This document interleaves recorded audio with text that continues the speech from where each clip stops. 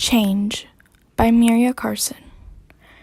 It can be overwhelming how quickly things change, whether it is something extravagant or not. Change, it may result in positive outcomes, but at times, change can be costly. I almost laugh at the idea that I was happy this most recent Sunday morning. My first volleyball game with a new league. We were winning, our coach jumping up and down each time we scored a point. My dad's camera capturing each moment. I smiled to look up at him, waving at me from the bleachers. That is, until he rushes out of the gym. I move on as if he had a work call or something of not importance. I later hear he was going to the hospital. When I get home from the game, I sit on the couch, joined by my exhaustion, and read. It calms me, and I use it as an escape from my life, to take a break from the stress. The garage door lets out a whine as it is pulled open by my mother. Her large, swollen eyelids are the first thing I notice when she stumbles into the kitchen. The once white parts of her eyes are now bloodshot, as if she had been crying. "Hey!" I get up and slowly make my way, leaving my escape on the couch. "Are you okay?" I say too quickly. Her feet move slowly to me.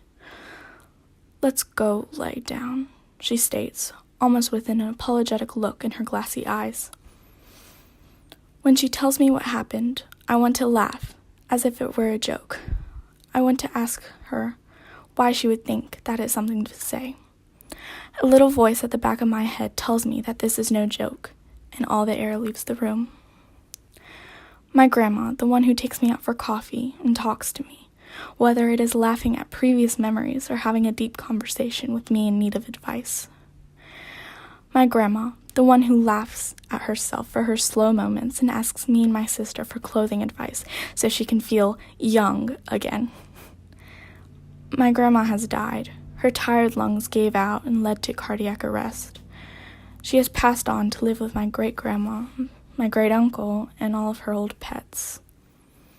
I went to help my mom, hearing her stomach let out a roar, letting me know she hasn't eaten at all today, and comfort her through this impossibly hard time.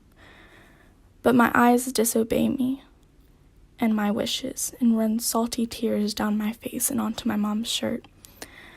After crying until there are no tears left to fall down my now rosy cheeks, I feel the need to escape, to leave my life, and so I leave the room and head upstairs, seeking solace in the hot water that rises in my bathtub.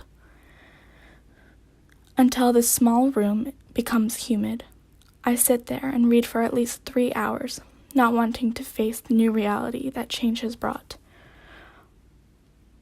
While I sit there reading, I think about time, how I knew time with my grandma's constant conflict with her chronic illness often led to her being in the hospital.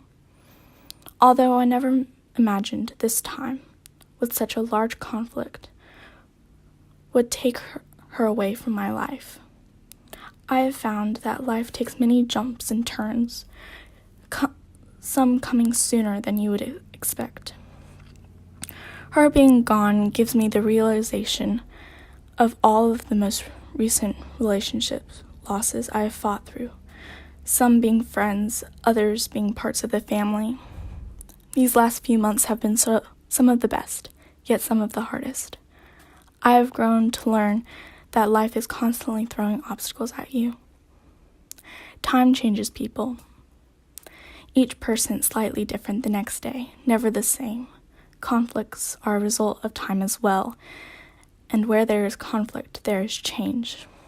And my life has now gone through a big change that all came from my grandma's constant conflict with her illness.